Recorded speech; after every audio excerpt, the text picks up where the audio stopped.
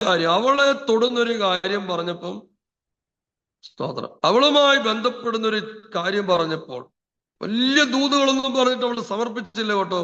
അവളുമായി കണക്ട് ചെയ്തൊരു ദൂത് അവളുടെ ലൈഫിനകത്തൊരു ഇടപെടൽ ഇറങ്ങി വന്നപ്പോൾ അവൾ പറയാണ്, ഇതാ കർത്താവിന്റെ ദാസി, നിന്റെ ഇഷ്ടം പോലെ എനിക്ക് ഭാവിക്കട്ടെ. സ്തോത്രം. കണ്ടോ, ആ ദൂതിന്റെ മുമ്പിൽ അവളെ സമർപ്പിക്കുകയാണ്. സ്തോത്രം. എങ്ങനെ സമർപ്പിക്കുന്നു? വെറുതെ സമർപ്പിക്കുകയല്ല, കർത്താവിന്റെ ദാസിയെ പോലെ, ഒരു ദാസിയെ പോലെ, ഒരു അടിമയെ പോലെ ആ ദൂതിന്റെ മുമ്പിൽ പൂർണ്ണമായിട്ടും ഏൽപ്പിച്ചു കൊടുക്കുകയാണ്. കൈകൾ ഉയർത്തി സ്തോത്രം പറഞ്ഞാട്ടെ. ഹല്ലേലൂയ.